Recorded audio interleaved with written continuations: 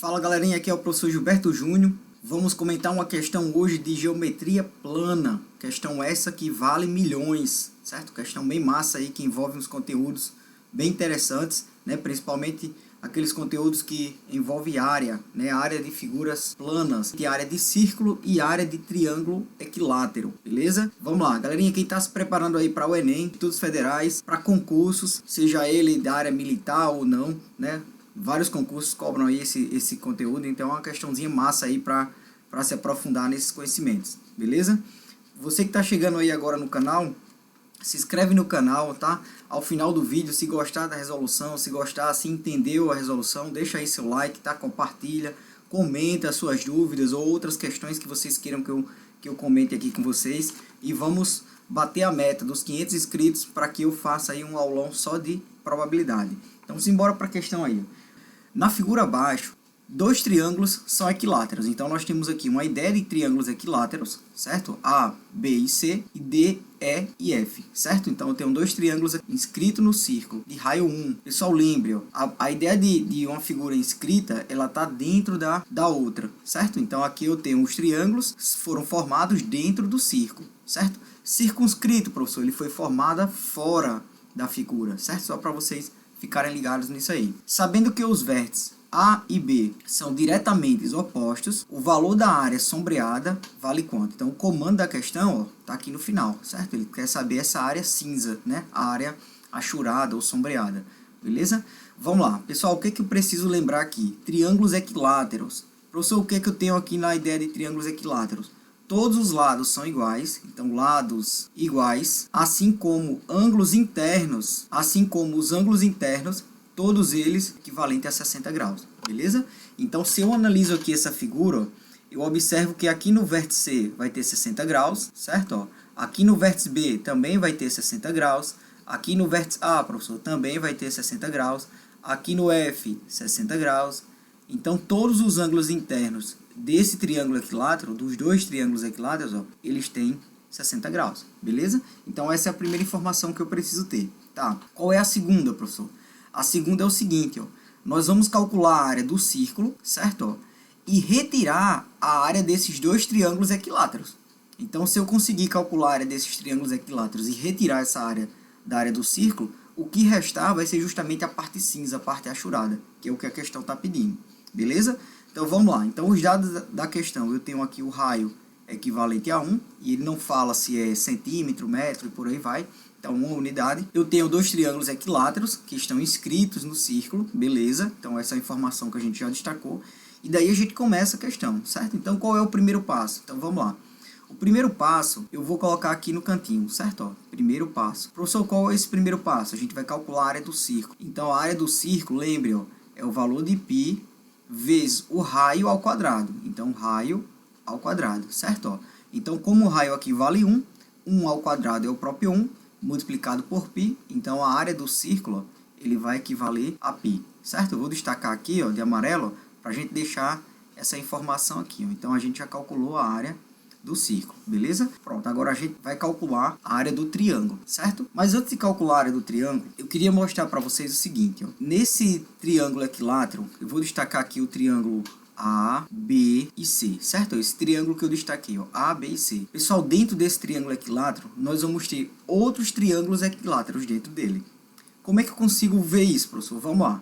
Observe que aqui mais no centro, ó, eu tenho uma figura plana, ó, onde eu estou destacando aqui, ó, os vértices dele, certo? Ó, é uma figura, é um polígono regular, certo? Então, qual é a ideia desse polígono regular? Aqui eu tenho um hexágono, certo? Eu tenho 6 lados aqui, ó. Na parte interna dele vai ser formado, ó, triângulos equiláteros. Professor, então quer dizer que aqui no centro desse triângulo equilátero, ó, eu vou ter 6 triângulos menores, também equiláteros, também iguais, certo? Ó, então, aqui na parte interna, eu consigo lembrar essa propriedade.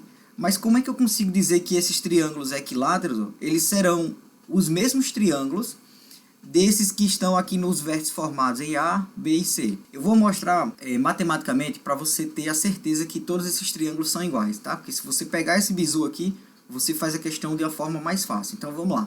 O que a gente precisa lembrar aqui? Vamos lá. O segundo passo eu vou calcular os ângulos internos do hexágono. Então se liga aqui, ó. Professor, como é que a gente calcula a soma dos ângulos internos? E por que eu vou usar ela? Porque eu quero encontrar, ó, esse ângulo aqui interno, ó, que eu vou destacar de preto. Eu quero encontrar esse ângulo aqui, ó. Certo? Ó, que eu vou chamar aqui do vértice. Pronto, eu vou chamar esse vértice de Hzão, só para vocês se ligarem aqui, ó. Então nós vamos encontrar esse ângulo interno aqui, formado nesse hexágono, certo? Por quê? Porque eu encontrando esse ângulo interno, a gente consegue dizer que todos os outros vértices desse hexágono vai ter o mesmo valor. Mas para isso, ó, eu preciso calcular a soma dos ângulos internos. Então como é que a gente calcula isso, professor? Calcula usando a ideia do somatório. Então lembra, o somatório dos ângulos internos de um polígono de lados iguais, né, um polígono regular, ele é dado por n menos 2 vezes quem? 180 graus. Beleza? Ó? Então essa relação é uma relação que cai muito nos processos seletivos, né, que é a ideia de soma de ângulos internos. E o n é o número de lados. Então nesse caso aqui, ó, como o meu n eu tenho 6 lados, vai ficar assim, ó, 6 menos 2, e isso multiplicado, ó, por 180. E daí nós chegamos à conclusão, ó, que a soma dos ângulos internos vai ser quanto? 4 vezes 180, a soma dos ângulos internos passa a ser quanto? Então 4 vezes 0 dá 0, 4 vezes 8 dá 32, sobe 3, 4 vezes 1, 4, e 3, 7. Então nós vamos ter, ó, 720 graus, é a soma dos ângulos internos. Mas eu quero encontrar o ângulo interno desse hexágono. Então, ó, é só pegar esse valor e dividir pelo número de lados. Então, o ângulo interno vai ser, ó, 720 dividido por 6. Então, se eu divido 720 por 6, cada ângulo desse passa a ser quanto? Então, vamos lá. Então, aqui dá um 2, aqui dá 12, eu vou ter 120 graus. Beleza? Pronto. Com essa informação aqui, ó, a gente consegue provar que todos esses ângulos internos desses dois triângulos equiláteros, eles também são triângulos equiláteros menores, com os mesmos lados, tá? Como é que eu consigo provar isso, pessoal? Então se liga aqui, ó. Existe uma relação bem fácil aqui de vocês se ligarem. Eu vou traçar aqui uma diagonal, ó, partindo aqui de H, tá? De Hzão, até esse outro vértice oposto aqui, que eu vou chamar de J, certo? Para vocês se ligarem. Essa diagonal, ó, ela vai partir o ângulo interno ao meio. Quer dizer, ele vai dividir, professor, o ângulo interno ao meio, como se fosse uma bissetriz, certo? Então quer dizer que cada pedacinho desse aqui, ó, interno do triângulo equilátero, professor, ele vai ter 60 graus, beleza? Então com isso a gente prova que, observe, ó, se eu tenho 60 mais 60, aqui em H, para fechar 180, ó, eu estou precisando de mais 60 graus. Resumindo, ó, todos os ângulos internos desses triângulos menores, eles também vão ter 60 graus. Quer dizer, um triângulo equilátero, tá? Se você pegar esse bizu aí, você matou a questão. Por quê, professor? Porque a gente vai calcular a área desse triângulo formado aqui, ó, por A, B e C, certo? Esse triângulo que eu estou destacando. E aí dentro dele, ó, você vai perceber que eu tenho vários outros triângulos menores, certo? Ó, então esse triângulo que eu destaquei aqui em preto, ó, quantos triângulos menores eu tenho dentro dele? Então, só na parte interna aqui do polígono, nós temos 6, certo? Então nós vamos ter 6, 7, 8, 9. Então eu tenho 9 triângulos menores, beleza? Então vamos lá. Então o segundo passo agora é a gente calcular a área do triângulo equilátero, certo? Vamos lá. Pessoal, lembre, ó, a área do triângulo equilátero, então vamos chamar aqui de terceiro passo, certo? Ó, a área do triângulo equilátero, existe uma relação que eu vou lembrar aqui para vocês. Ó. Então, terceiro passo. Então, terceiro passo. Professor, primeiro passo, segundo passo, terceiro passo. Qual é o terceiro passo? Então, vamos calcular a área do triângulo equilátero, certo? A área do triângulo equilátero, ela é dada por uma relação que eu vou colocar aqui para vocês não esquecerem. Ó. É o lado ao quadrado, certo? Ó, multiplicado por quem? Raiz quadrada de 3, isso tudo, ó, dividido por 4. Professor, e o lado desse triângulo equilátero formado por A, B e C que eu não tenho? Então vamos lá, tem uma outra relação. Nessa outra relação eu vou mostrar aqui para vocês, ó, é quando o triângulo equilátero ele tá inscrito no círculo. Nós conseguimos dizer o seguinte, ó, o raio desse círculo ele passa a ser quem? Ó? O lado que multiplica o lado do triângulo equilátero, certo? Ó, que multiplica raiz quadrada de 3. Isso tudo, ó, dividido por 3, beleza? Então, se eu substituo o raio do círculo que ele trouxe na questão, que é 1, eu consigo encontrar o lado desse triângulo equilátero. E aí, consequentemente, a gente consegue calcular a área. Então, vamos lá. Então, substituindo aqui o 1, o raio fica assim, ó, 1. Esse 3 que está no denominador, ele vai passar multiplicando o R, que vai ser 1. Então, vai ficar 1 vezes 3. isso passa a ser quem? L, que multiplica raiz quadrada de 3. Beleza, 3 vezes 1 dá 3. Esse raiz quadrada de 3 que está multiplicando L, eu vou passar ele para o primeiro membro, quer dizer, eu vou dividir todo mundo aqui por raiz de 3. E aí nós chegamos à conclusão, ó, que o lado desse triângulo passa a ser quanto? Então vamos lá, então vai ficar assim, ó, vai ficar 3 raiz quadrada de 3. Beleza. Professor, isso aqui já seria o lado? Seria. Mas lembre, ó, todas as vezes que vocês tiverem fração com um denominador irracional, eu preciso de racionalizar. Então eu vou racionalizar aqui essa fração. E daí nós chegamos à conclusão, ó, que o lado desse triângulo passa a ser quanto? 3 eu multiplico por raiz de 3. Então vai ficar 3 raiz de 3. E raiz de 3 vezes raiz de 3 dá raiz quadrada de 9, que a raiz quadrada de 9 é 3. Resumindo, ó, eu posso dividir 3 por 3. Então o lado, professor, desse triângulo é raiz quadrada de 3, certo? Então, eu vou destacar aqui essa informação, ó, que nós vamos precisar dela, beleza? Pronto, essas relações, ó, se eu não lembrasse delas, eu não faria essa questão, tá? Uma questãozinha bem massa mesmo. Então, se liga aqui, ó, com o lado do triângulo, agora eu tenho como aplicar dentro da área. Então, a área de um triângulo equilátero vai ser raiz quadrada de 3 ao quadrado, então vai ficar assim, ó, raiz quadrada de 3 ao quadrado, que multiplica raiz quadrada de 3, tudo isso dividido, ó, por 4, certo? Ó? Então, simplificando o expoente com o índice da raiz, nós vamos ter que a área desse triângulo, ela passa a ser quanto? Vai ficar, ó, 3 raiz quadrada de 3 sobre 4, tá? Como ele não trouxe a unidade, então nós vamos deixar ela nesse formato. Então, ó, isso aqui é a área de um triângulo equilátero, certo? Aí lembro que eu mostrei para vocês, ó, professor, dentro dessa área, desse triângulo equilátero, dentro dele, né, nós temos 9 triângulos menores, todos iguais, quer dizer, todos congruentes. Então, o terceiro passo que a gente acabou de fazer, ó, vou fazer o quarto passo aqui agora. Qual seria o quarto passo? O quarto passo, eu vou pegar essa área do triângulo e vou dividir, ó, pela quantidade de triângulos que eu tenho interno desse triângulo formado por A, B e C. Certo? Ó, então, o quarto passo, nós vamos encontrar, ó, quanto vale a área de um triângulozinho desse interno aqui, ó, que eu estou pintando em vermelho. Então, quanto vale a área de um triângulo desse em vermelho? Certo? Então, vamos lá. Então, vamos calcular essa área. Então, você vai pegar aqui, ó, a área do triângulo equilátero, que é 3 raiz de 3 sobre 4. Certo? Ó? E eu vou dividir pela quantidade de triângulos que nós temos dentro desse triângulo equilátero. Triângulos menores, no caso, né? Então, nós vamos ter, ó, 9 triângulos menores. Então, nós vamos dividir por 9, certo? Com isso, eu acho essa área que eu vou chamar aqui área 1, tá? Ó, quem é essa área 1, professor? É essa área que eu vou destacar aqui em cima, ó, esse triângulo vermelho. Então, área 1, beleza? Ó, vamos lá.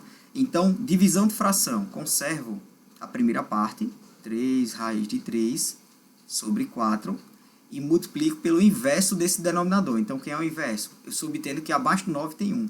Tá? Então, invertendo essa fração, fica 1 sobre 9.